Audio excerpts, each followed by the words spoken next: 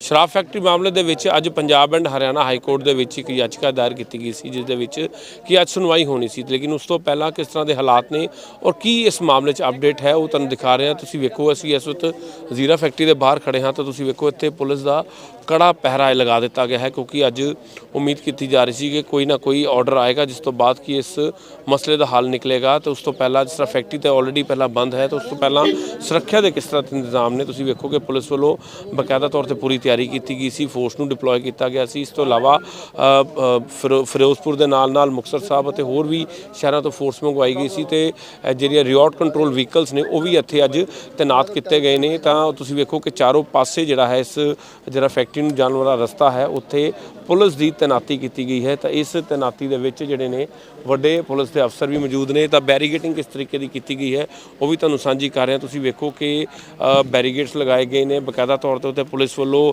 ਆਰਜੀ ਤੌਰ ਦੇ ਉੱਤੇ ਜਿਹੜਾ ਹੈ ਛੋਟੇ ਕੁਆਰਟਰਸ ਬਣਾਏ ਗਏ ਨੇ। ਮਹਿਲਾ ਪੁਲਿਸ ਨੂੰ ਵੀ ਅਲਰਟ ਤੇ ਕੀਤਾ ਗਿਆ ਸੀ ਕਿ ਅਗਰ ਕਿਸੇ ਤਰ੍ਹਾਂ ਦੀ ਕੋਈ ਜਵਾਬ ਆਉਂਦਾ ਹੈ ਤਾਂ ਉਸ ਤੋਂ ਬਾਅਦ ਕਿਸ ਤਰ੍ਹਾਂ ਦਾ ਮੋਡ ਆਫ ਐਕਸ਼ਨ ਹੋਏਗਾ। ਤਾਂ ਪੁਲਿਸ ਅਧਿਕਾਰੀਆਂ ਦੀ ਵੱਡੀ ਮੀਟਿੰਗ ਵੀ ਇੱਥੇ ਕੀਤੀ ਜਾ ਰਹੀ ਹੈ। ਤਾਂ ਇਸ ਮਾਮਲੇ ਦੇ ਵਿੱਚ ਫਿਰੋਜ਼ਪੁਰ ਦੇ ਐਸਐਸਪੀ ਜਿਹੜੇ ਨੇ ਉਹ ਇਸ ਵੇਲੇ ਇੱਥੇ ਮੌਜੂਦ ਨੇ, ਅਸੀਂ ਉਹਨਾਂ ਨਾਲ ਗੱਲਬਾਤ ਕਰਾਂਗੇ। ਹਾਂ ਮੈਮ, ਕੀ ਕਹਿਣਾ ਚਾਹੋਗੇ? ਜਿਹੜੀ ਇੱਕ ਡਿਟੇਲ ਹੈ ਕੀ ਸਾਂਝੀ ਜੀ ਮੈਮ, ਕੀ ਡਿਟੇਲ ਨੇ ਜੀ ਤੁਸੀਂ ਸਾਂਝੀ ਕਰਨੀ ਚਾਹੋਗੇ ਜਿਹੜੀ ਹਾਈ ਕੋਰਟ 'ਚ ਪਟੀਸ਼ਨ ਦਾਇਰ ਕੀਤੀ ਗਈ ਸੀ? ਮੈਨੂੰ ਤਾਂ ਤੁਸੀਂ ਬੁਲਾਇਆ, ਤੁਸੀਂ ਪੁੱਛੋ, ਮੈਂ ਕੀ ਡਿਟੇਲ ਸਾਂਝੀ ਕਰਾਂ। ਕੀ ਤਾਜ਼ਾ ਸਿਚੁਏਸ਼ਨ ਹੈ, ਕਿਉਂਕਿ ਕੋਰਟ ਦੇ ਵਿੱਚ ਵੀ ਕਿਹਾ ਜਾ ਰਿਹਾ ਕਿ ਜਨਵਰੀ ਤੱਕ ਦਾ ਜਿਹੜਾ ਸਮਾਂ ਉਹ ਦੇ ਦਿੱਤਾ ਗਿਆ। ਅਜੇ ਮਾਣਯੋਗ Punjab and Haryana high court 'ਚ ਅੱਜ ਹੀਅਰਿੰਗ ਦੀ ਡੇਟ ਸੀ। ਉੱਥੋਂ ਹਲੇ ਡਿਟੇਲ ਆਰਡਰਸ ਆਣੇ ਬਾਕੀ ਨੇ। ਹਲੇ ਤੱਕ ਜੋ ਪਤਾ ਲੱਗਿਆ ਕਿ ਜਨਵਰੀ ਦੇ ਅਖੀਰਲੇ ਹਫਤੇ ਦੀ ਉਹਨਾਂ ਨੇ ਡੇਟ ਦਿੱਤੀ ਹੈ ਤੇ ਉਹਦੇ ਦੌਰਾਨ ਉਹਨਾਂ ਨੇ ਕਿਹਾ ਜਿਹੜੀ ਹਾਈ ਲੈਵਲ ਕਮੇਟੀਜ਼ ਪੰਜਾਬ ਸਰਕਾਰ ਵੱਲੋਂ ਗਠਿਤ ਕੀਤੀਆਂ ਗਈਆਂ, ਜਿਵੇਂ ਕਿ ਮਾਣਯੋਗ ਸੀਐਮ ਪੰਜਾਬ ਦੀ ਮੀਟਿੰਗ ਵਿੱਚ ਜਿਹੜੀ ਪਿੰਡ ਵਾਸੀਆਂ ਨਾਲ ਹੋਈ ਸੀ ਉਹਦੇ 'ਚ ਪ੍ਰੋਮਿਸ ਕੀਤਾ ਸੀ ਸੀਐਮ ਸਾਹਿਬ ਨੇ, ਉਹ ਗਠਿਤ ਹੋ ਚੁੱਕੀਆਂ ਤੇ ਅੱਜ ਉਹ ਟੀਮਸ ਪਹੁੰਚ ਵੀ ਚੁੱਕੀਆਂ ਇੱਥੇ।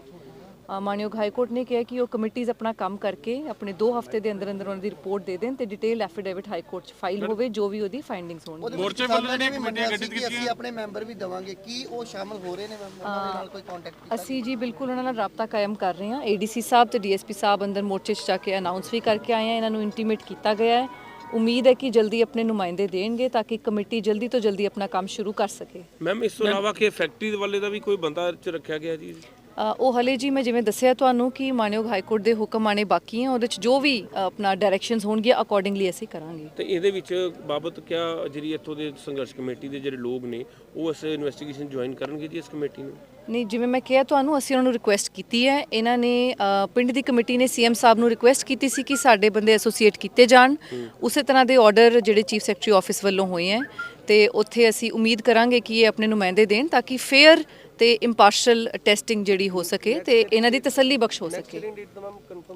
ਹਲੇ ਡਿਟੇਲ ਆਰਡਰਸ ਆਣਗੇ ਜੀ, ਉਹਦੇ ਤੋਂ ਪਤਾ ਲੱਗੇਗਾ। ਉਹਨਾਂ ਦਾ ਕਹਿਣਾ ਹੈ ਜੀ ਕਿ ਸਾਡੇ ਜਿਹੜੇ ਮੈਂਬਰ ਨੇ ਉਹ ਤਾਂ ਪੁਲਿਸ ਨੇ ਫੜੇ ਹੋਏ ਆ, ਜਦੋਂ ਬਾਹਰ ਆਉਣਗੇ ਤਾਂ ਹੀ ਅਸੀਂ ਕਮੇਟੀ 'ਚ ਸ਼ਾਮਲ ਕਰਾਂਗੇ। ਨਹੀਂ ਜੀ, ਸਾਰੇ ਮੈਂਬਰਸ ਤਾਂ ਇਹਨਾਂ ਨੇ ਹਲੇ ਦਿੱਤੇ ਨਹੀਂ ਤੇ ਜਦੋਂ ਮੈਂਬਰਸ ਦੇਣਗੇ ਉਦੋਂ ਹੀ ਪਤਾ ਲੱਗੇਗਾ ਕਿ ਕੌਣ ਅਰੈਸਟਡ ਹੈ ਤੇ ਨਹੀਂ ਹੈ। ਤੁਹਾਡੇ ਲੈਵਲ ਤੇ ਕੋਈ ਪ੍ਰਸ਼ਾਸਨ ਲੈਵਲ ਤੇ ਜਿਹੜੀ ਐਫਆਈਆਰ ਕਿਸਾਨ ਕਰਨਗੇ, ਅਸੀਂ ਇਸ ਤੋਂ ਪਹਿਲਾਂ ਕੋਈ ਵੀ ਮੈਂਬਰ ਆਪਦਾ ਨਹੀਂ ਤਾਂ ਪਹਿਲਾਂ ਐਫਆਈਆਰ ਜਿਹੜੀ ਹੈਗੀ ਉਹ ਰਿਕਾਲਡ ਹੋਣ ਔਰ ਜਿਹੜੇ ਸਾਡੇ ਜਿੰਨੇ ਵੀ ਕੋਈ ਅਰੈਸਟ ਹੈਗੇ ਡਿਟੇਨ ਹੈਗੇ ਨੇ ਉਹਨਾਂ ਨੂੰ ਛੱਡਿਆ ਜਾਵੇ। ਇਸ ਤੋਂ ਬਾਅਦ ਅਗਲੀ ਗੱਲ ਸ਼ੁਰੂ ਹੋਏਗੀ ਜੀ। ਇਸ ਨੂੰ ਲੈ ਕੇ ਪ੍ਰਸ਼ਾਸਨ ਨੂੰ ਉਹ ਅਸੀਂ ਦੇਖ ਰਹੇ ਹਾਂ ਜੀ, ਇਹਨਾਂ ਨਾਲ ਗੱਲਬਾਤ ਕਰ ਰਹੇ ਹਾਂ ਆਪਾਂ। ਟਾਕਸ ਮੈਨੂੰ ਬੋਲਣ ਦਿਓ, ਮੈਂ ਕਿਹਾ we are talking to them। ਜੋ ਵੀ ਉਹਨਾਂ ਦੀ ਡਿਮਾਂਡਸ ਹੋਣਗੀਆਂ ਅਸੀਂ ਕੰਸੀਡਰ ਕਰਾਂਗੇ। ਫੇਅਰ ਡਿਮਾਂਡਸ, ਜਸਟ ਡਿਮਾਂਡਸ ਅਸੀਂ ਮੰਨਾਂਗੇ ਤੇ ਅਸੀਂ ਇਹੀ ਚਾਹੁੰਦੇ ਹਾਂ ਕਿ ਐਮੀਕੇਬਲੀ ਸੋਲੂਸ਼ਨ ਹੋਵੇ ਤੇ ਸਭ ਤੋਂ ਜ਼ਰੂਰੀ ਗੱਲ ਜਿਹੜੀ ਹੈ ਟੈਸਟਿੰਗ ਪੀਸਫੁਲੀ ਹੋਵੇ ਤੇ ਉਹਨਾਂ ਦੀ ਤਸੱਲੀ ਨਾਲ ਹੋਵੇ ਤਾਂ ਕਿ ਇੱਕ ਫੇਅਰ ਜਿਹੜਾ ਹੈ ਰਿਜ਼ਲਟ ਨਿਕਲ ਸਕੇ ਇਸ ਇਨਕੁਆਇਰੀ ਦਾ। ਮੈਮ, ਕਿਹੜੀ ਚੀਜ਼ ਦੀ ਟੈਸਟਿੰਗ ਹੋਣੀ ਹੈ ਇਹਦੇ ਵਿੱਚ? ਅੱਜ ਜੀ 3 ਟੀਮਸ ਜਿਹੜੀਆਂ ਹੈ ਮੌਕੇ ਤੇ ਪਹੁੰਚ ਚੁੱਕੀਆਂ ਹੈ। ਇੱਕ ਤਾਂ ਸੋਇਲ ਟੈਸਟਿੰਗ ਲਈ ਪੀਏਯੂ ਦੀ ਹਾਈ ਲੈਵਲ ਟੀਮ ਪਹੁੰਚ ਚੁੱਕੀ ਹੈ।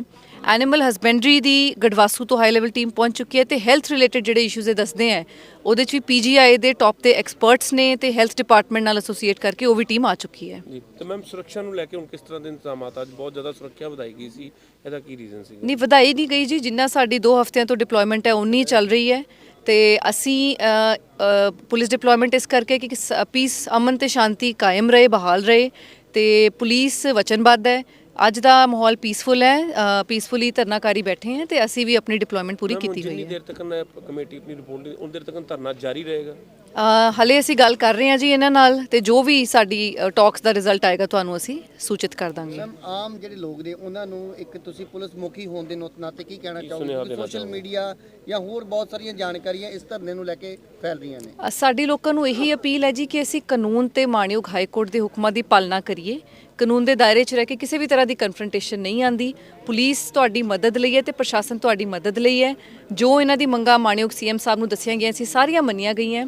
ਉਸੇ ਦੇ ਰਿਲੇਸ਼ਨ 'ਚ ਉਹਨੂੰ ਐਗਜ਼ੀਕਿਊਟ ਕਰਾਉਣ ਲਈ ਅਸੀਂ ਇੱਥੇ ਬੈਠੇ ਹਾਂ ਤੇ ਪ੍ਰਸ਼ਾਸਨ ਇੱਥੇ ਬੈਠਾ ਹੈ ਤੇ ਸਾਨੂੰ ਪੂਰੀ ਕੋਆਪਰੇਸ਼ਨ ਦੇਣ ਤੇ ਅਸੀਂ ਕੋਸ਼ਿਸ਼ ਕਰ ਰਹੇ ਹਾਂ ਕਿ ਜਲਦੀ ਤੋਂ ਜਲਦੀ ਇਸ ਮਾਮਲੇ ਦਾ ਹੱਲ ਨਿਕਲ ਸਕੇ। ਜੀ ਬਿਲਕੁਲ। ਤਾਂ ਇਸ ਨੂੰ ਐਸਐਸਪੀ ਕਮਰਦੀਪ ਕੌਰ ਜਿਨ੍ਹਾਂ ਨਾਲ ਗੱਲਬਾਤ ਆਪਾਂ ਕੀਤੀ ਹੈ, ਤਾਂ ਤੁਸੀਂ ਵੇਖ ਸਕਦੇ ਹੋ ਕਿ ਇੱਥੇ ਵਿਸ਼ੇਸ਼ ਤੌਰ ਦੇ ਉੱਤੇ ਉਹਨਾਂ ਵੱਲੋਂ ਦੱਸਿਆ ਗਿਆ ਕਿ ਕਿਸ ਤਰ੍ਹਾਂ ਦਾ ਅਰੇਂਜਮੈਂਟ ਹੋਏਗਾ। ਲੇਕਿਨ ਤੁਹਾਨੂੰ ਇੱਕ ਵਾਰੀ ਅਸੀਂ ਹੁਣ ਏਰੀਅਲ ਵਿਊ ਦਿਖਾਉਂਦੇ ਹਾਂ ਆਖਿਰਕਾਰ ਹੈ ਕੀ ਹੈ। ਇਹ ਫੈਕਟਰੀ ਮਾਮਲੇ ਦੇ ਵਿੱਚ ਸਭ ਤੋਂ ਵੱਡਾ ਅਪਡੇਟ ਅਸੀਂ ਇਸ ਵੇਲੇ ਤੁਹਾਨੂੰ ਦੇ ਰਹੇ ਹਾਂ। ਤਾਂ ਗ੍ਰੇਟ ਪੰਜਾਬ ਟੀਵੀ ਦੇ ਰਾਹੀਂ ਤੁਸੀਂ ਦੇਖ ਸਕਦੇ ਹੋ ਕਿ ਸਭ ਤੋਂ ਵੱਡਾ ਅਪਡੇਟ ਹੈ ਜਿਹੜਾ ਅਸੀਂ ਤੁਹਾਨੂੰ ਦੇ ਰਹੇ ਹਾਂ ਕਿ ਫੈਕਟਰੀ ਨੂੰ ਲੈ ਕੇ ਜਿਹੜਾ ਧਰਨਾ ਜਿਹੜਾ ਹੈ ਉਹ ਇਸ ਵੇਲੇ ਚੱਲ ਰਿਹਾ ਹੈ। ਤੇ ਉਸ ਧਰਨਾ ਜਿਹੜਾ ਹੈ ਇਸ ਜਗ੍ਹਾ ਦੇ ਉੱਤੇ ਚੱਲ ਰਿਹਾ ਹੈ। ਤਾਂ ਉਸ ਦੇ ਵਿੱਚ ਹੁਣ ਅੱਜ ਮਾਨਯੋਗ Punjab and Haryana high court ਵੱਲੋਂ ਇੱਕ ਵੱਡਾ ਫੈਸਲਾ ਆਉਣਾ ਸੀ, ਲੇਕਿਨ ਉਸ ਦੇ ਵਿੱਚ ਜਿਹੜਾ ਹੈ ਫਿਲਹਾਲ ਉਸ ਨੂੰ ਰੋਕ ਦਿੱਤਾ ਗਿਆ ਹੈ। ਰੋਕ ਇਸ ਕਰਕੇ ਦਿੱਤਾ ਗਿਆ ਹੈ ਕਿ ਹੁਣ ਇਸ ਮਾਮਲੇ ਦੇ ਵਿੱਚ ਇੱਕ ਕਮੇਟੀ ਗਠਿਤ ਕੀਤੀ ਗਈ ਹੈ ਜਿਹੜੀ ਕਿ ਜਾਂਚ ਕਰੇਗੀ ਕਿ ਆਖਿਰਕਾਰ ਨੁਕਸ ਕੀ ਹੈ, ਗਲਤੀ ਕਿੱਥੇ ਹੈ, ਜਿਹਦੇ ਵਿੱਚ ਕੀ ਜਿਹੜੀ ਇਸ ਇਲਾਕੇ ਦੀ ਮਿੱਟੀ ਹੈ ਸੋਇਲ ਟੈਸਟਿੰਗ ਕੀਤੀ ਜਾਏਗੀ। ਇਸ ਤੋਂ ਬਾਅਦ ਪੀਜੀਆਈ ਦੇ ਡਾਕਟਰਸ ਦੀ ਇੱਕ ਵੱਡੀ ਟੀਮ ਆਏਗੀ ਜਿਹੜੀ ਕਿ ਇੱਥੇ ਆ ਕੇ ਡਾਕਟਰ ਜਾਂਚ ਕਰਨਗੇ ਕਿ ਜਿਹੜੇ ਲੋਕ ਕੁਛ ਬਿਮਾਰੀ ਦਾ ਸ਼ਿਕਾਰ ਹੋ ਰਹੇ ਨੇ ਉਸ ਦਾ ਕਾਰਨ ਕੀ ਨੇ। ਤੇ ਉਸ ਤੋਂ ਬਾਅਦ ਜਿਹੜਾ ਹੈ ਧਰਤੀ ਦਾ ਜਿਹੜਾ ਪਾਣੀ ਹੈ ਉਹ ਕਿਸ ਤਰੀਕੇ ਨਾਲ ਦੂਸ਼ਿਤ ਹੋਇਆ ਹੈ। ਤਾਂ ਇਸ ਤਰ੍ਹਾਂ ਦੀ ਜਿਹੜੀਆਂ ਕਮੇਟੀਆਂ ਨੇ ਉਹ ਇੱਥੇ ਪਹੁੰਚਣਗੀਆਂ ਤਾਂ ਉਹ ਬਕਾਇਦਾ ਤੌਰ ਦੇ ਉੱਤੇ ਇਨਵੈਸਟੀਗੇਸ਼ਨ ਕਰਨਗੀਆਂ। ਤਾਂ ਉਸ ਦੇ ਵਿੱਚੋਂ ਜਿਹੜੇ ਆਊਟਪੁੱਟ ਸਾਹਮਣੇ ਆਣਗੇ ਤਾਂ ਉਹਦੇ ਮੁਤਾਬਕ ਫਿਰ ਜੋ ਹੈ ਅਗਲਾ ਰਸਤਾ ਅਪਣਾਇਆ ਜਾਏਗਾ। ਲੇਕਿਨ ਸਿੱਧੇ ਤੌਰ ਤੇ ਅਗਰ ਗੱਲ ਕਰੀਏ ਤਾਂ ਹੁਣ ਧਰਨਾ ਚੱਲਦਾ ਰਹੇਗਾ। ਤਾਂ ਇਸ ਮਾਮਲੇ ਨੂੰ ਕਿਤੇ ਨਾ ਕਿਤੇ ਹੁਣ ਵੇਟ ਕਰਨੀ ਪਏਗੀ ਉਹਨਾਂ ਕਮੇਟੀਆਂ ਦੀ, ਕਿਉਂਕਿ ਇਸ ਮਾਮਲੇ ਦੇ ਵਿੱਚ ਜਿਹੜੇ ਇਲਾਕੇ ਦੇ ਲੋਕ ਨੇ ਉਹਨਾਂ ਨੇ ਵੀ ਕਿਹਾ ਹੈ ਕਿ ਅਸੀਂ ਇਸ ਮੀਟਿੰਗ ਦੇ ਵਿੱਚ ਜਾਂ ਜਿਹੜੀ ਕਮੇਟੀਆਂ ਬਣੀਆਂ ਨੇ ਉਹ 'ਚ ਅਸੀਂ ਸ਼ਾਮਲ ਹੋਵਾਂਗੇ। ਤਾਂ ਉਸ ਸ਼ਾਮਲ ਹੋਣ ਤੋਂ ਬਾਅਦ ਜੋ ਸੱਟਾ ਸਾਹਮਣੇ ਆਏਗਾ ਤਾਂ ਉਸ ਤੋਂ ਬਾਅਦ ਇਸ ਮੋਰਚੇ ਦਾ ਅਗਲਾ ਰੁਖ ਪਤਾ ਲੱਗੇਗਾ। ਲੇਕਿਨ ਫਿਲਹਾਲ ਵੱਡੀ ਅਪਡੇਟ ਆ ਰਹੀ ਹੈ ਕਿ ਇਸ ਮਾਮਲੇ ਦੇ ਵਿੱਚ 4 ਕਮੇਟੀਆਂ ਜਿਹੜੀਆਂ ਗਠਿਤ ਕੀਤੀਆਂ ਗਈਆਂ ਸੀ ਉਸ ਦੀ ਹੁਣ ਇਨਵੈਸਟੀਗੇਸ਼ਨ ਸ਼ੁਰੂ ਹੋ ਚੁੱਕੀ ਹੈ। ਤਾਂ ਉਸ ਇਨਵੈਸਟੀਗੇਸ਼ਨ ਤੋਂ ਬਾਅਦ ਸੱਚ ਸਾਹਮਣੇ ਆਏਗਾ ਕਿ ਆਖਿਰਕਾਰ ਜ਼ਿੰਮੇਵਾਰ ਕੌਣ ਹੈ, ਕਿਉਂਕਿ ਫੈਕਟਰੀ ਮਾਲਕ ਵੱਲੋਂ ਇਸ ਤਰ੍ਹਾਂ ਦੀ ਗੱਲ ਕਹੀ ਜਾ ਰਹੀ ਸੀ ਕਿ ਉਹਦੇ ਵੱਲੋਂ ਗੰਦਾ ਪਾਣੀ ਨਹੀਂ ਸੁੱਟਿਆ ਜਾ ਰਿਹਾ।